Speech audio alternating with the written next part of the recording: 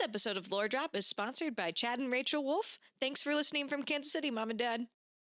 I think you've mentioned a different Kyle. You mentioned a different Kyle last episode, too. Yes, this was that Kyle. Yeah. Oh, this is that Kyle? Yes. I am that Kyle. Yep. Yeah. The Kyle that Andrew Aguilar is playing is a sweet, sweet little guy. This This Kyle, one is not. Not a sweet little guy. Nope. He is neither sweet nor little. He's a guy, though. Yeah.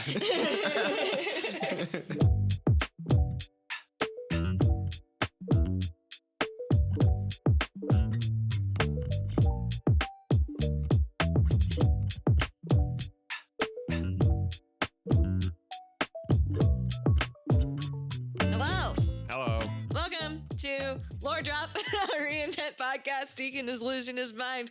I'm Abby, the executive director of Reinvent Productions. I am Ben, the creative and artistic director. And our third party member today, spoilers, is... Hi, I'm Deacon, treasurer of Reinvent Productions. We had Deacon on for a couple episodes ago talking about Power Rings. This week, we're talking about the Bandits Trade Union. Yeah. BTU. Yeah. Do they ever go by that? Not internally. Yeah, okay, whatever. I think that's probably like the cadence designation as like the shorthand version of them. It's like, oh, this is who they work for or whatever. Yeah. The Batu. Not the Batu. But yeah, before we get into talking about this group and Reinvent, we must decide the most important thing about this episode. What animated trio are we today? And it has to be a different one. Can't be the French peas again. Okay, animated is questionable, but specifically the Potter Puppet Pals, Ron, Hermione, and Harry. That's I call Hermione. crazy. Then I'm Ron. Okay. Wait, no. Hold on. I changed my mind. I want to be Harry, so I could be like Harry Potter. Yeah. Oh, that's me.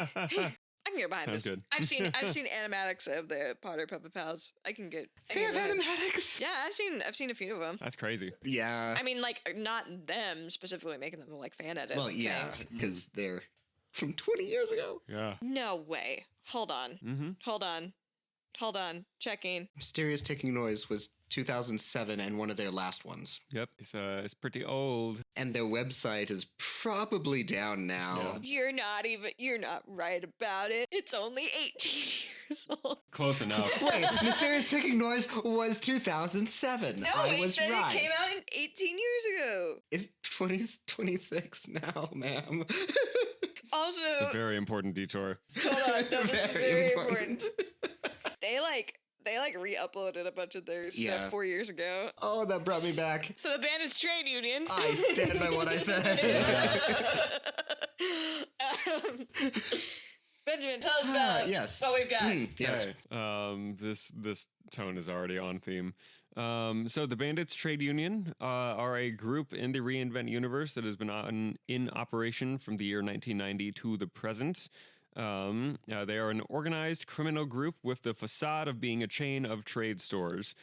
Specifically, they just offer us something and we'll give you something in return. That's what we do. We trade things. It's one of those things that, like, you know, those like restaurants and you're like, that's definitely a front.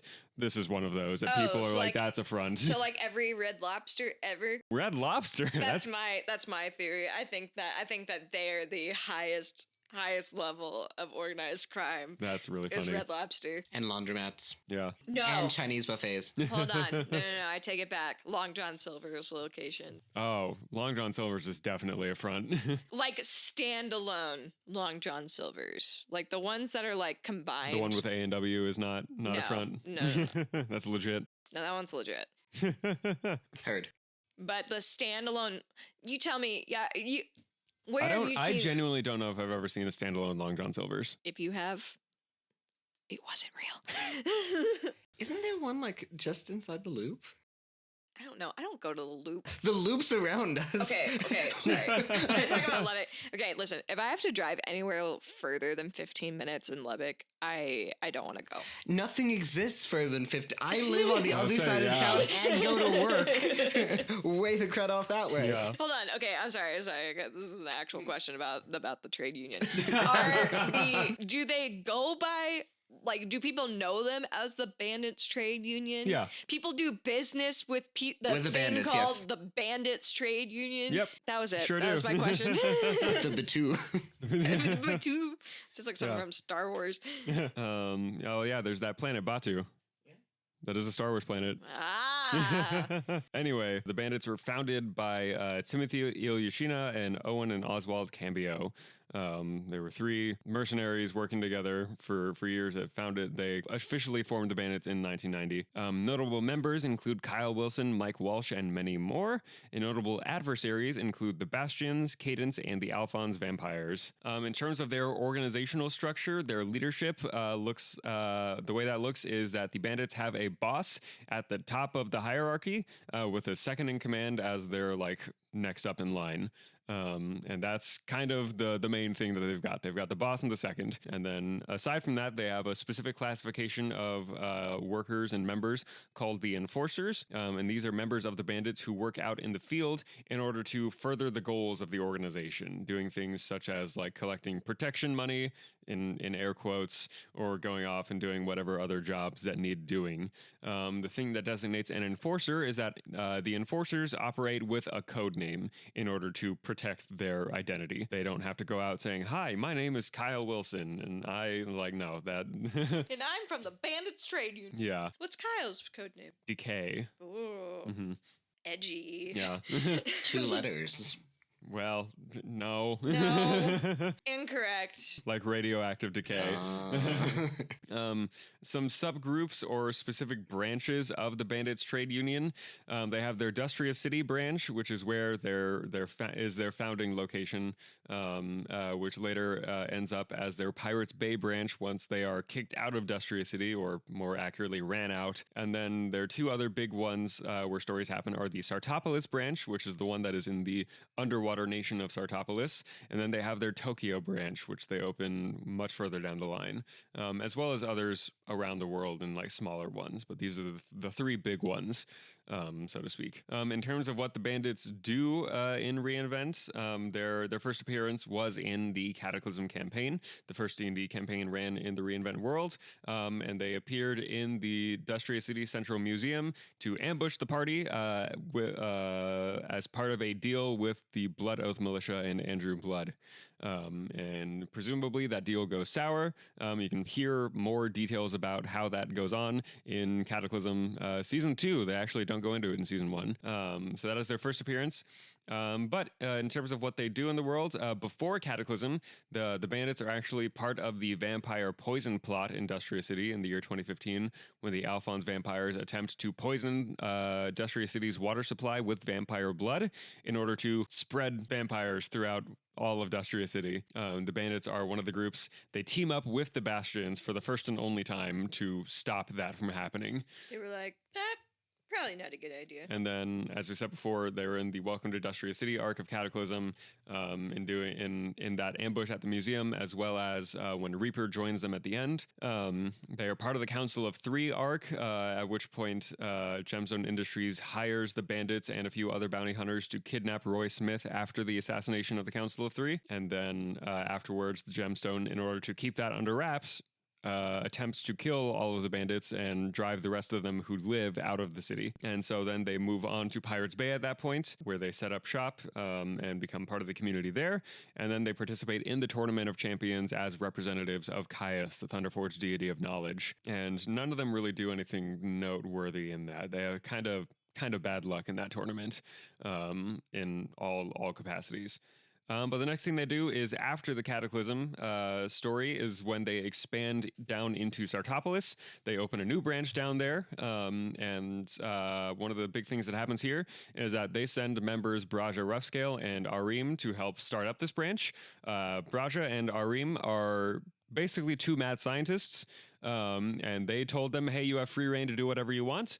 And that was a bad decision. And that was a mistake, because what happens is that Arim and Braja's experiments go quite afoul, and what they do is that they open a wormhole. So Oops. Braja and Arim get teleported to different planets.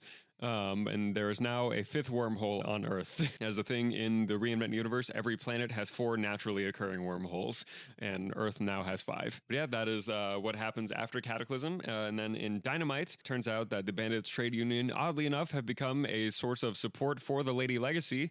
They often get supplies from the bandits whenever they stop in Pirates Bay in return for the deal of, you don't snitch on us, we won't snitch on you.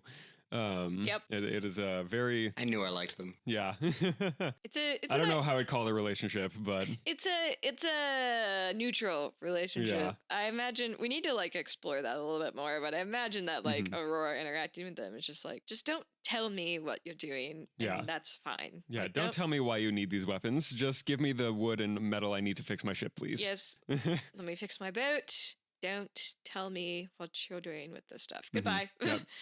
Don't tell anybody you got it from us. Yeah, so that's their participation there.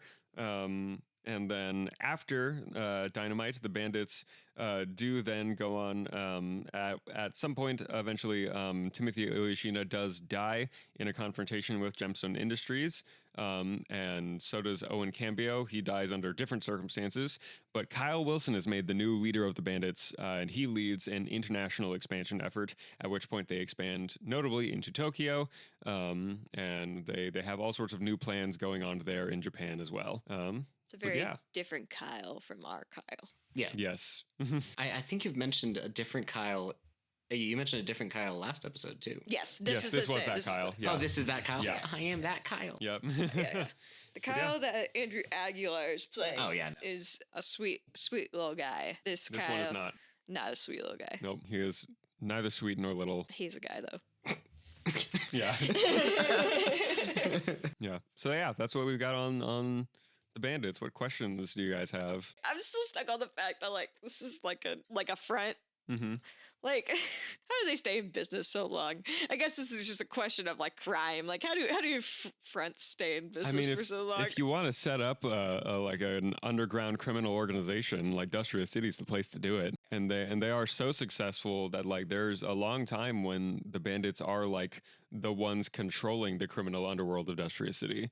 They're like the kingpin of that area, right? They're the ones making sure that the gangs in Industrial City don't go to war with each other, which is partially why Gemstone targets them to kick them out of the city so that they can destabilize that balance of power in there. I think we talked about this in the Industrial City episode, but like we kind of talked about like how the idea of like the chivalry amongst villains or villainous Yeah. groups or whatever, like the idea that like if you were a mob person, if you killed a man's wife, you'd send her flowers later. Yeah. Are the bandits is that kind of the vibe? Yeah, absolutely. They're They're Lord the of the ones. Flies. Eventually, you have to you have to manage, otherwise everybody dies. Yeah, absolutely. And they're basically the ones like they get put in charge of like negotiations anytime someone inevitably runs afoul of one of the other groups or causes some sort of issues or whatever. They're like, okay, cool. You're going to get this one. This is what you're going to give to them. And both of you are under like lock and key for the next however many weeks so that you can lose the heat that's on you right now. You stay away. You stay away. Yeah. And that's one of the other things that the bandits do is that partially they are also informants to the DCPD. That's how they also keep their good standing with them as well, of like, hey, we'll like if you guys try to screw us over, like that is also like part of their deal with the other criminal organizations. Is like, listen, we've got the power to just make you guys disappear entirely. We don't want to, but if you push us, we will. Interesting. Mutually assured destruction. Fun stuff.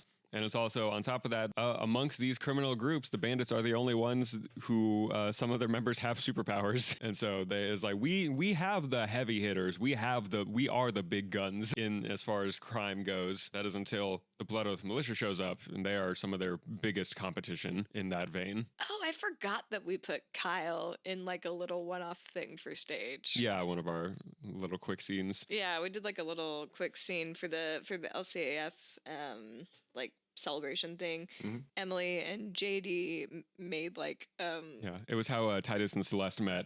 Titus was on a mission to find Kyle and confronted him outside of a Taco Bell, and Celeste tried to help, but that led to Kyle getting away and Titus and Celeste fighting instead. So that was that Kyle. Okay, I I mean, I saw the tiniest bit of it in rehearsals, but I had to dip out just before that performance. Yeah, but that was that guy. Okay. Yeah, he's a criminal before he joins the Bandits too. Like, he's a lifer. Chase that dragon. From the times that we've talked about the Bandits, it's kind of been a boys' club. Are there any ladies involved in the Bandits Trade Union? There are a few. Some of their notable members. There is Zen, Xen, the Changeling. She is, once again, another, as a Changeling, is able to be a shapeshifter, but she has some magical abilities that she's able to use as well. And then there's also, this one's kind of crazy. This is one of the things of like, oh, we traded for this thing that we didn't know what we'd do with it. And now, so there's one point when they're in Pirates Bay that someone comes in looking to offload a sarcophagus. And the bandits are like, okay, fine, here, take this instead. And then the bandits find out, oh, there is a mummy in this sarcophagus. And then that mummy does awaken, and this mummy has like electrical magic, and so they name her Dead Spark, and she becomes one of their members. And so those are some of their big ones. There's also one of their main enforcer in their Tokyo branch. Her name is Junko Kimura, but she is the one who, there's a point where she gets in trouble with the Yakuza at one point, and then Kyle makes a personal appearance to pay the debt on her behalf by offering up one of his fingers as payment, specifically the finger that has his citrine powering. And so he's like, cool, that's all settled. Kimura-san, take this ring. And don't mess up again. And so she then gets that power ring, and is basically the one in charge of the Tokyo branch of the Bandits at that point. So speaking of in charge of branches, you mentioned that in the Bandits, there's a boss bandit and a second.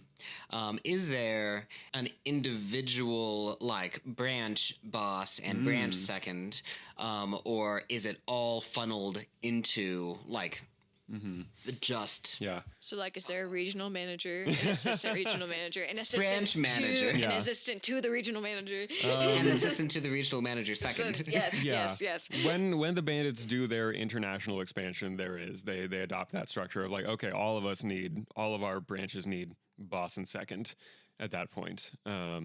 But prior to that, when it was just Pirates Bay and Sartopolis, they all answered to, because like Sartopolis, Pirates Bay is still like close to Sartopolis, so it wasn't like it was a huge journey. It was just one was on the water, the other was under the water. But so yeah, at that point, once Kyle's in charge and with the big expansion, he's like, okay, cool, let's just delegate a little bit, because I don't have time to be going all over the world constantly to answer everyone's questions. So yeah, and I think at that point as well, so yeah, and Junko Kimura operates under the codename of Suit, because she works in an all-white suit with a black tie and also a helmet to conceal her identity. But in the Sartopolis branch, I believe it is Charles Forsyth is made the boss of that branch, with Henry Lucas as his second. And then Kyle's second is Walter Sang. Fun writing activity, or like just idea activity in kind of a hypothetical situation. We did this with James with Desert City. But if you were to add a new element or write a story about the Bandits Trade Union, what would you want to write about? Because I got my mind thinking about the international branches. And I'm like, there's not a European one yet. I don't know if it would necessarily... I don't think Aurora would let a branch of the Bandits be in Rondor. No. But I think there might be one. It could be interesting if there's one close to Rondor. And like it just popped into my head because I was thinking, it's like, hypothetically, what characters could be in the Rondor branch, or not the Rondor branch, but the European branch of a Bandits Trade Union. And we've been talking about like the idea that at some point the Lady Legacy gets the Curse of Odysseus put on them, where they get sent to space for 10 years. And during that journey, the 3 crown princes of Rondor are on that ship. So they come back 10 years later and are like, well, what do we do? I don't know. Just been like, oh, what happens to the boys when they're adults? And and this would make Aurora so mad, but I think that it would be on par for how her life goes, that one of the princes ends up working with the Bandits Trade Union. That's really funny. And I think it would be interesting. there's several ones that could be interesting. I don't think it'd be Aaron because he's the one who's wheelchair bound. I think he's the one who would be most likely to stay in Rondor and do Rondor stuff. So it's between Tim and Justin. Tim is like the middle child of the triplets who, like, out of the inherited powers that they get from their mother, he is the one who is able to use the light cantrip, and like that's like all he really has going for him, and the healing factor. And then Justin is the one who is able to fly, and but he's also deaf. And temperament wise, I think that Justin would be the one who would possibly be the one to go. No, absolutely. Because that's the other thing about the Bandits is that, and this is something that's fascinating about them as a group, is that they genuinely have such a like strong found family dynamic that like they are, at least at the start of Cataclysm, they are one of the most diverse groups as well. Because Timothy is from Russia, Owen and Oswald are from Nigeria. Kyle is from the U.S., Walter is French, Wilhelm is German, and so their group is truly like from the beginning, even though they're just in Dustria City, they are a very international collection of people, right? Deadspark, being a mummy, is Egyptian, and Zen is from the Isle of Monsters. But yeah, and I think that's something core to their identity as a group, is that sort of like, they're like, hey, everyone's equal under the umbrella of crime. So I think they would, I think especially then they would welcome Justin with open arms, and they would all like learn sign language. Well, and that's what I'm thinking of is that like, so like the character Justin, that child is named after Aurora's father, Justin. And he loses his hearing at a point where like he's already learned how to, like he's like 5 or 6 whenever that happens. But the family still does learn sign language to be able to communicate. But he's able to like read lips and all of that. Was it like a scarlet fever kind of thing? No, it was like somebody. It was an explosion. It was an explosion on a boat. Oh, yeah. A purposeful one on a boat by a bad guy. Yeah. But yeah, we'll talk about that in future episodes.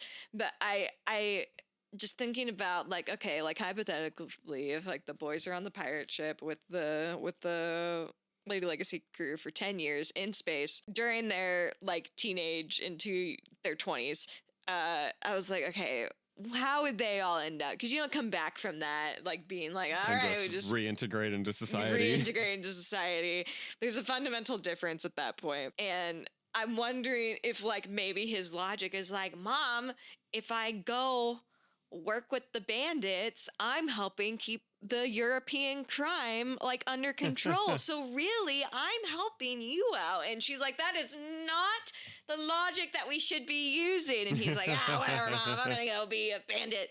She's like, So if all the Crown family is gone for 10 years, that is a sizable enough time. I don't know, like if it's already canonized, like the time after that, that's a sizable enough time that people will move in, the power dynamic will have shifted. Well, it's not the whole family, it's just the boys. it's just the boys. Oh, So yeah, like never mind. Aurora. 3 of her 4 kids go missing. Okay, that So, makes like- a lot more Yeah. sense. I'm like, Yeah. I mean, it could just be one of those things where they use the bandits to like oust the kingdom back into the Crazy. royals' hands. That'd be crazy. And then, as much as Aurora would hate it, it would be like a more like and dynamic. The thing is that what would happen with that is, so like the Remingtons, there are 5 children. The first child is Caesar Remington, who is not a biological child. He is a dragonborn that was hatched from an egg. And meta-wise, Abby rolled a nat 20 on an animal handling roll, and Ben let her keep Caesar as a cohort. A cohort, okay. Yeah. Well, and I was playing a martial class, so like I had leveled up, and at level 3, you're supposed to get a cohort. So I was like, Ben, can I keep the dragon as a cohort? And he was like, Can I keep him? He's please. a child. Exactly. He's a little That was how we balanced it, was that Yeah. he could transform into a young blue dragon for 1 minute. But he talks like this. Yeah.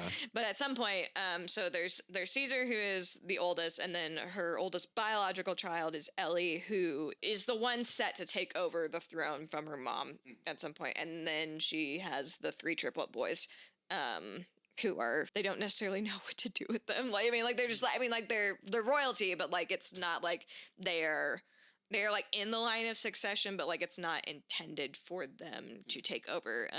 Specifically since Rondor has been a queendom for like several generations. Down to the matriarch. Wait a minute. No.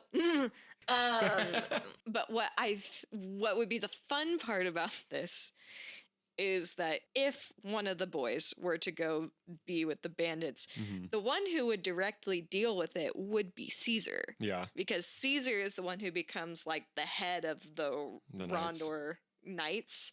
Captain of the Guard. Yeah, and so he would be the one dealing with his little brother being technically a criminal. He's like, Justin, can you please please be careful. Don't do such bad stuff. And he's like, oh no, Caesar, it'll be great. It'll be fine. Yeah. I'm just like, I'm helping people not do bad stuff. I'm helping people not get in trouble. Duh. I don't believe you. I think that's a fun little thing, and I think I'm going to hyperfixate on that for a while. Yeah. Why is Caesar Eddie from Ed, Edd n Eddy? So that's that's how we talked with Caesar is based off of my roommate's dog, which that was the voice we gave to the dog, and so it became the voice we gave to the character. Okay, so back to the prompt. Remind us what you said the prompt was. It's just like anything. Like what kind of story would you want to write? So like my story would be a European branch of the Bandits Trade Union, which just so happened might have one of the crown princes of Rondor as a I don't think he'd be the head of it, but I think it'd be fun if he were an enforcer for it. Yeah. Here, while Ben's thinking, do you think that Bug ever interacted with the Bandits? I've been thinking about that. I've been thinking a lot about that, especially given the objectivity, or at least the way that things are being said about said objectivity, in the way that deals happen, keeping it completely cerebral and like, okay, this for this, and we're good, and we're keeping it on the down low. So obviously he was never caught working with the bandits or like trading with them or anything like that. But it would make a lot of sense if deals happened in the past. And that being said, like half of the like small jokes that I've been thinking about for the Batu is is definitely stuff that have gone through Bug's head. And it's like, okay, it's balancing along that line of, if I make a joke about it, that means people know I know about it. So therefore, I can't do that. I can't do that. That's a name only thing. Sure, I'll just toss that in. Yeah. But like, for context, we are gonna do like as we get closer to Spy Show coming out, we're gonna do individual episodes with all of our tabletop players and some of the other actors that are in this production. But the character that Deacon developed is Bug, who is a goblin who definitely didn't used to be a criminal and now is working for a secret spy organization. Yeah. Just quick spark notes.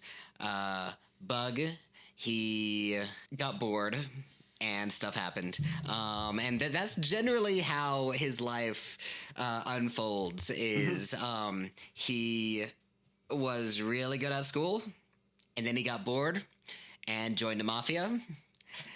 He was really good at that, got bored, snitched, went into witness protection, got bored, hacked into a training program, and joined Cadence. And currently, at least up until the events of the show, they kept him busy or interested or distracted enough to be of mutual use for both of us. And yeah. I think a bug in the bandits. Bug in the bandits. Yeah. That's a one shot that could definitely happen. Yeah. So I think the story I'm interested in, because I had to like think about it pretty hard, but there's one that I think would be very interesting and fun, specifically with a combination of characters. This was like a little side story that happened where after the Order of the Unbound arc, Timothy, Owen, Mike, and Arim are all in the Dustria City prison for various different reasons. But 4 big members of the bandits are in prison while the rest of them are in Pirates Bay. And so what happens is that Kyle and Walter in their stead send Braja with a handful of just like contracted like help from Pirate Bay, said, hey, go get our boss. And what happened in that is that Braja and friends broke into the Industrial City prison. And while they were there, they found one Captain Amazing who was also being held prisoner. Industrial City? Industrial City. He was in the Industrial City prison. And so in this breakout, they also broke out Captain Amazing. And so I think what would be really fun is a story later on down the line of the bandits using that leverage of saying, hey, Hero Man, we did you a massive favor by keeping this on the down low. We're calling in that favor now. Oh, man. And that's so, great. Basically calling in a favor from the Order of Heroes for one of their plans or whatever's going on. Well, and I think that's like funny that like the Order of Heroes, like they get that call and they're like, absolutely not, we're not doing this. And then Carl's like, well, I mean, guys, we probably should. We should do. And they're like, why? Why and are you? He's like, what? okay. And then he has to share this with them. It's like there was one time There were silver manacles, guys. there was silver everywhere. Yeah. I couldn't do anything. It No, was a that's 'cause he silver was- mine. Because it was specifically, he was being held in their like in the prison's like brand new like superpowered like special containment wing. And so they had like special protocols for like everyone who was in there. And so it was like the entire room is just lined with silver. Nah, rats. Yeah. If you didn't listen to episode 2 of this podcast, go back and listen. Yeah. Learn more about Captain Amazing. And then let's finish this episode first. Well, that's fun. Those are some fun little stories to think about. Before we wrap up this episode, Deacon, do you have any buddy or anything you want to shout out? If you're local, come see our shows. If you're local, come do fights. Fights are fun. And there are like several different classes and stuff that help with that. But yeah, shout out to JD. He's probably in a previous episode by this point. But yeah, these people are amazing. I love them. The classes that Deacon was referencing are creative action training classes that are taught by Justin Krull. Sometimes I end up assisting with them, and sometimes I take them, and they're always a blast. We will put a link in the show notes to the current classes that are coming up. I know that he's offering some intensives this year, as well as some weekly classes. So definitely come check them out. Great resource to look into. Our episode next week is going to be a time capsule episode about What If, which was our first stage production. We have alluded to that show a few times, but we're going to talk about how it was conceived and the process of building that story.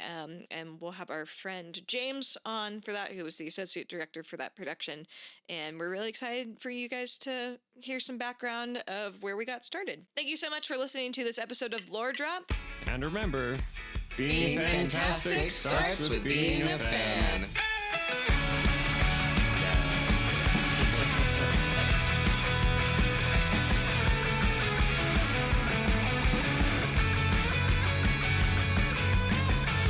Reinvent Productions is proudly sponsored by 5 Points Corporation Lubbock and Savannah Rashida Photography, as well as our other wonderful community patrons. Our home base in Lubbock is Hollingsworth Hall Cultural Center at 4228 Boston Avenue. For more information on how to support our 501c3 organization, you can check out our website at www.reinvent-productions.com. To directly support our upcoming audio drama, you can become a Lore Drop sponsor. For just $10, you can sponsor an episode of this podcast.